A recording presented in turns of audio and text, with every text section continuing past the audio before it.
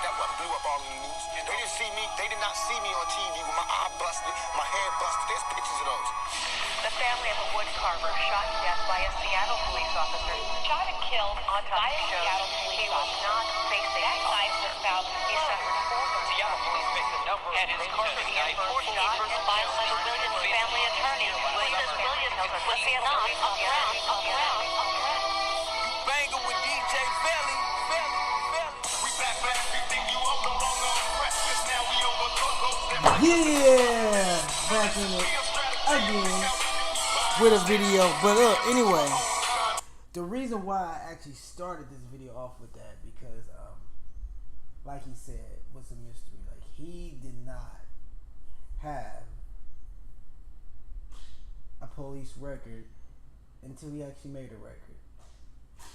Now I was watching some recently, like some unsolved mystery stuff about Tupac. You know, I don't know what. I'm just going through the computer and I just, seen something and I was like, whoa. And I said, wait a minute, y'all. Plus, I have not did a video in a long time. Y'all gotta check and watch this with me, man, because this stuff is a trip, yo. Check this out. Check it out. Hey, Mo, you seen this? All right, now check this out, yo. Look, here we go. Let's start it off. His mother was born Alice Faye Williams, and his father was born William Garland. So where did Crooks come from? We aren't told.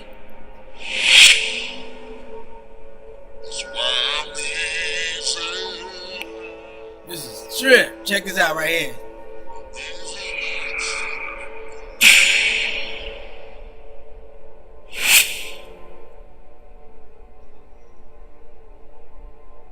Right? Do I need to pause that? No, I just got more stuff. Watch this.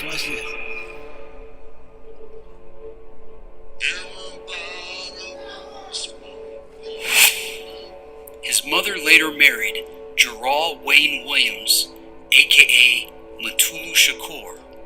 So, right? She was a Williams who married a Williams? That's crazy. And then look.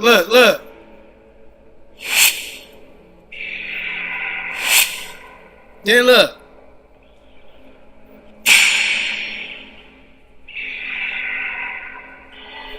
What? On Genie.com, Alice's genealogy is scrubbed after her grandfather, a Reverend Walter Williams. Right? But we get some very interesting hits on her mother's side. Alice's mother was Rosa Bell McClellan, born October 1st, 1918. Right? McClellan isn't a very black-sounding name, is it? Right. In fact, it probably comes from General George McClellan of the Civil War and General Samuel McClellan of the Revolutionary War. Wow. George McClellan was a close friend of the Stuarts and Hills, and the McClellans and Hills intermarried. He was called the Young Napoleon, which is appropriate since he was related to Napoleon. Right. Alice's mother, Tupac's great-grandmother, was Rosa Lee Powell. Rosa Lee Powell was the daughter of Roosevelt Powell and Millie Ann Wooten. The line is scrubbed after Roosevelt, but that name is enough to clue you in. They took out the E to throw you off, as if... Now let me pause this. And this is why I'm pausing this right now. Because Trip. Now I don't want to get really too deep, but I had an argument with my son. We was talking. And how I was saying like I'm like a black Hitler or something because we had the same birthday, whatever, right? But and I told him, I said, man, do you think like somehow, this metric stuff, like somehow, like all the Caucasian people from that time, like Hitler, Napoleon, and all this stuff, actually came back, and for the universe to teach them a lesson. Like, they came back actually black. And like the black people, like Martin Luther King and stuff like that, actually came back white to see how it feels on that side. So like maybe I'm really sitting here like Hitler but black. And this is how Hitler would be if he was black. And like how Tupac, the guy that they were just talking about, now if he came back black, he's a Tupac. And Trip, how Tupac, when he got to his higher power, what did he name himself? Machiavelli. He went back to him picturing himself in the mirror as a Caucasian, Italian. You know what I'm saying? Because like, for instance, hey, give me that charger real quick because it'll go out. Because every time we get, give me that charger here because it's about to die. Plug it in. Plug it in right there. Because every time we get like a little bit of power, we always go back. We don't never call ourselves like, man, I'm the new. Let me think of somebody black that's popping. Like a, like an Egyptian guy or some, somebody black that did some. We always go back to, I'm the this and but it always go back to the Caucasian, because what I'm thinking, and I know it sounds weird, I'm thinking that how the program worked is we actually came, the people who was doing their thing then manifested to come back here black to see how it is. And people like I would say Malcolm X reincarnated and came back white. That's why, check this out. And if you, this is just by watching that little bit of the video. That's why I came up with that, because I was already thinking that. Now just peep this. If you go back and watch Malcolm X, right, and the way he moved and maneuvered, and then watch Obama. Now tell me, do Obama act like a Malcolm X on the other side, the flip side? He does. And even when Malcolm X came back, after he went to Mecca and seen that there's really not a such thing as racism and black and white people, all Muslims all together, tell me, do he walk and act and sound just like Obama sound now? Alright, that's it. That's it. I ain't giving you no more. We're going to go back and watch this. But that's where my head is going. That's why I have to pause it. Alright, let's get back in it. Let's get back in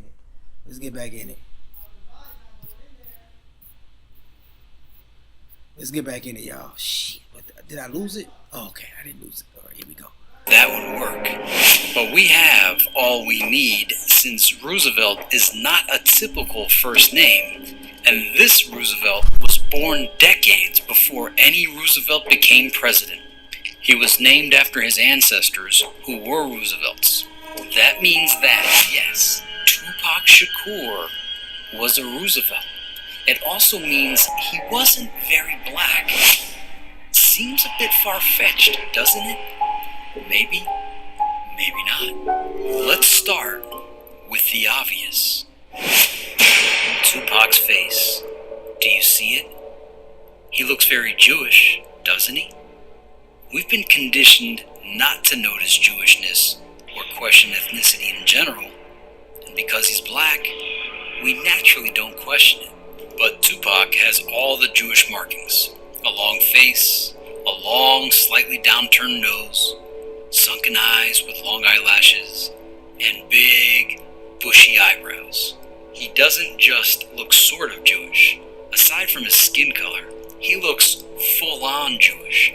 I mention that only to counter the objection that Tupac couldn't be part of the ruling crypto-Jewish families because he's black, and all the crypto rulers are rich white folks from the peerage.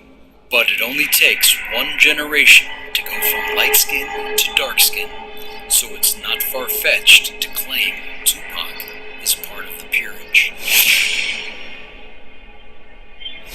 Did you know that his fiancée at the time of his death was Jewish? That would be Kidada Jones, daughter of composer Quincy Jones and actress Peggy Lipton. You may know her sister, Rashida, of Parks and Recreation fame. That's Kidada with her parents as a young child. Her mother is best known for playing flower child Julie Barnes in ABC show The Mod Squad. Peggy's father, Harold, was a corporate lawyer born to Russian Jewish immigrants Max Lipschitz and Alice Goldfarb, and her mother, Rita Benson, was an artist born in Dublin, Ireland, to Jewish parents Hyman Rosenberg from Russia and Jane Benson, born in Lancashire, England. We're supposed to believe Kidada was half black because of her dad, but Quincy wasn't all that black himself. Here's a picture of his mother, Sarah Frances Wells. Black? Maybe. But obviously from wealth, something you wouldn't expect of a black woman born in Vicksburg, Mississippi in 1903. That's because she's not fully black. Her grandfather was James Balance Lanier, a white man and spy for the Confederate Army.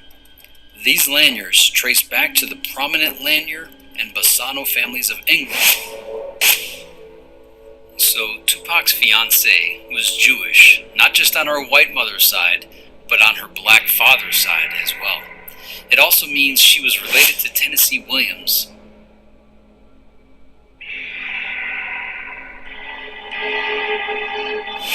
And note the last name, which is Tupac's mother's maiden name. Just like Kidada isn't very black, Tupac isn't very black either.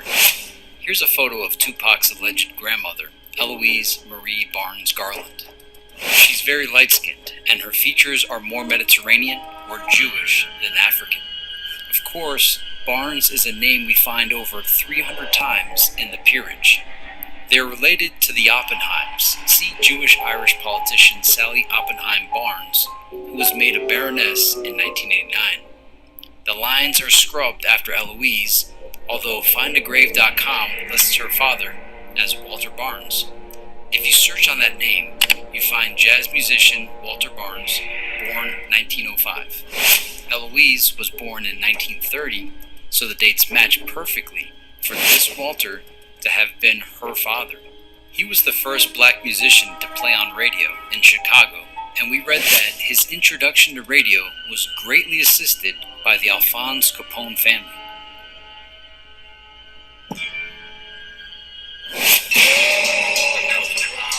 At dawn this morning, the police went to the Black Panther headquarters with warrants for the arrest of 2 Panthers. The intermittent warfare between the Black Panthers and police erupted today in Los Angeles. There, a group of them barricaded themselves in their headquarters and fought police with automatic weapons and hand grenades. Tupac's mother, Alice, changed her name to Afeni Shakur and became active in the Black Panther Party in the late 1960s. Wikipedia tells us Tupac was born a month after his mother was acquitted of 156 charges of conspiracy against the United States government and New York landmarks in the Panther 21 trial. Panther 21 was a group of Black Panther members accused of planning coordinated bombing and long-range rifle attacks on 2 police stations and a Board of Education office in New York City. This was another blatantly fake trial. The only detail we're given at Wikipedia is that the prosecution read Chairman Mao's Little Red Book and showed the court the movie The Battle of Algiers. Right. Do you really think a competent prosecutor would waste time reading communist propaganda and screening a film? We aren't even told what their goal was in doing this, other than to show the dangerous ideas behind the Black Panthers' ideology. But you don't need to watch an entire film to show this, Right. nor does it prove anything. And do you think a competent judge would let the court's time be wasted watching an entire film? What was this? Movie night at the local courthouse? No. A judge in a real trial would have told the prosecution to move on. Apparently, the judge didn't mind wasting the court's time, since the trial ended up lasting 8 months and being the costliest trial in New York's history. After this long and torturous trial, we get this tidbit from the New York Times article announcing the acquittal. There wasn't enough evidence after 8 months? What were they doing for 8 months? Oh yeah, reading Mao and getting refills on popcorn. The prosecution should have had piles and piles of evidence, all the evidence they collected in order to charge the defendants with 156 counts of conspiracy against the U.S. government. Also ridiculous is the fact that Tupac's mom represented herself in the trial, refusing to use an attorney. We are supposed to believe a poor black farmer girl from North Carolina successfully defended herself in the New York Supreme Court against 156 charges of conspiracy? The jury member quoted is another clue here. Frederick Hills worked for McGraw-Hill Publications, now McGraw-Hill Education. If you think it's simply a textbook publishing house, you're wrong. It bought S&P in 1966, the National Radio Institute in 1968, Time Life Broadcasting in 1972, Random House in 1988, and Macmillan in 1993. It also bought California Test Bureau in 1965, meaning it wasn't just publishing textbooks, but also designing educational testing systems. CTB develops testing for all 50 states, 49 countries, and 18 million students. Lessons develop the kind of thinking students need in order to produce the kinds of products we're looking for. In other words, McGraw-Hill was and always has been a massive propaganda organ touching newspapers, books, television, and education across the world. McGraw-Hill was involved in this race-baiting project because that's what it's good at. In 2015, McGraw-Hill was accused of whitewashing history after it published a geography textbook showing a picture of African-American slaves with the caption, "Workers." To rewriting history as a major publisher makes a change to one of its textbooks. Kobe Burin was about to read chapter 5 of It's a New World Geography book when he noticed questionable language, referring to African slaves as workers and immigrants. He sent a text picture of the passage to his mom. She then posted a video flipping through the book, detailing what it did and did not include. It has been shared all across the country, getting the attention of the publisher, McGraw-Hill. This controversy, like all other racial controversies these days, was completely manufactured, and McGraw-Hill has been part of it since at least the Black Panther days. Jury member Hills, note the last name, which is just a part of Hill, as in McGraw-Hill, was just playing the part of jury member in this little piece of theater.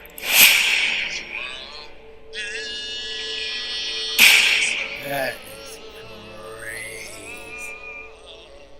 Whoa.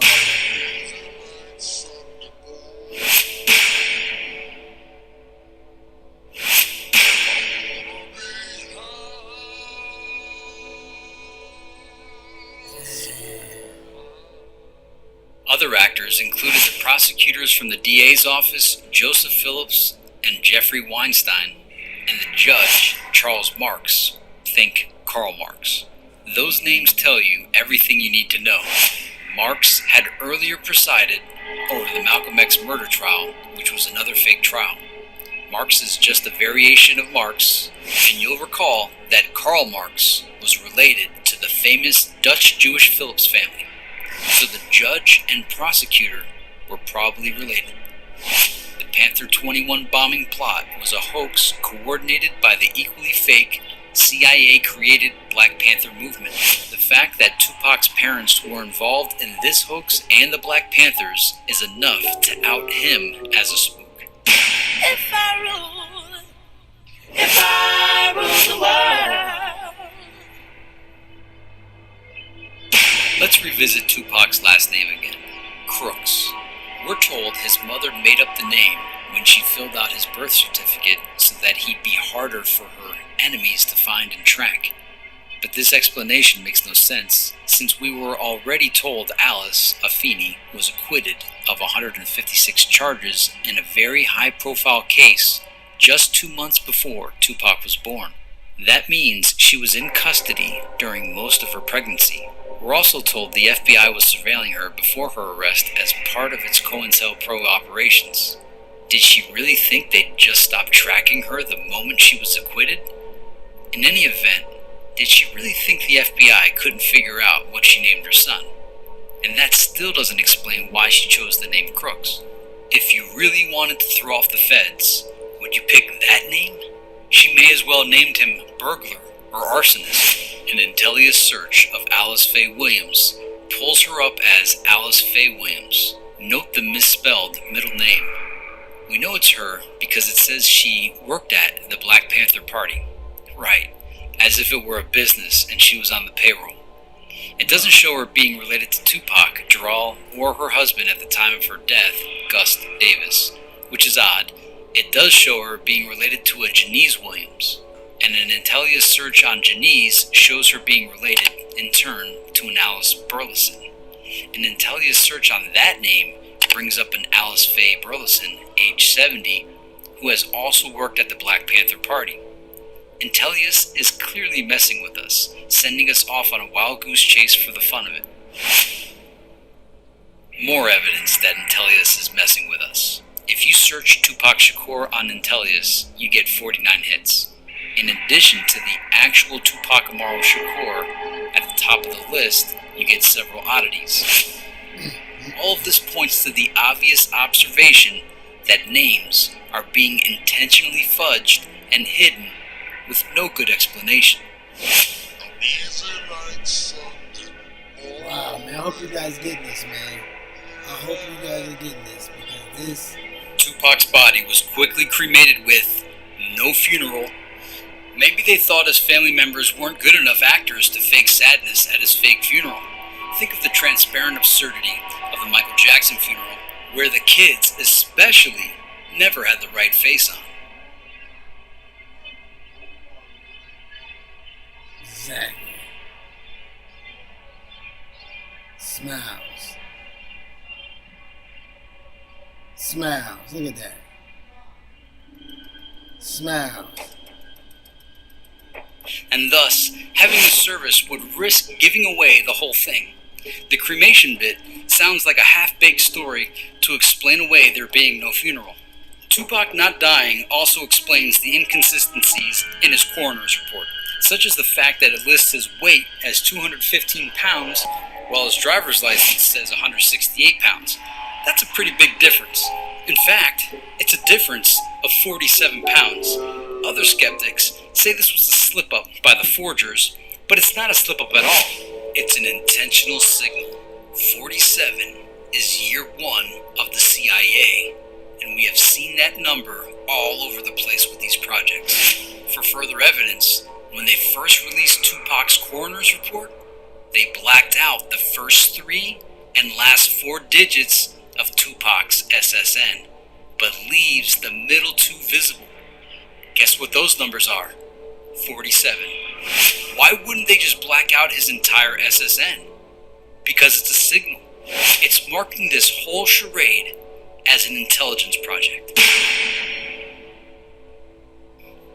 While perhaps Tupac was never Affini's real son, with his background concealed, it seems the alleged families are all actors hired by the Central Intelligence Agency to play the part of the Shakurs. If they're putting so much into misleading and hiding Tupac's background, it's not far-fetched to think the information they give us is put there to take us further away from the truth, giving us a created family in which Tupac came from, and that may be the starting point for this rabbit hole. Tupac's death makes much more sense as a hoax. You don't need any context at all to know there's something amiss with his death. Exactly.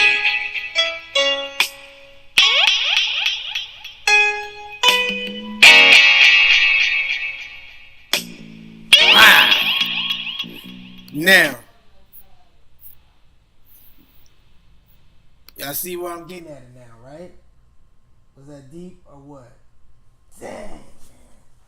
That is freaking deep, man. That's deep.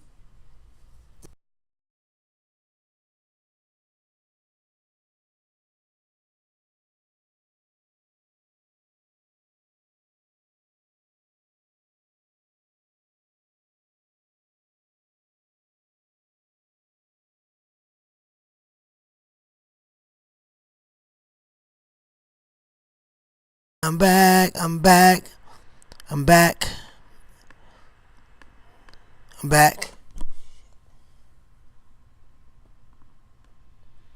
I'm back. I'm back. I'm back. Back.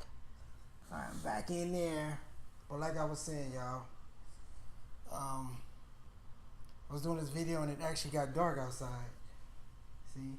So, but hey, gotta let you know, man. Like I said, I think we came back, man. Seriously. And that's another thing to let you know. Especially about that Tupac thing. That was just something I was thinking about. But when I seen that, once I seen that, I was like, whoa. It just helped me think to what I was already thinking. And everybody already knew Tupac wasn't dead. Just like everybody knew Michael Jackson was not dead. You know what I'm saying? But alright, y'all, gone, man. Peace.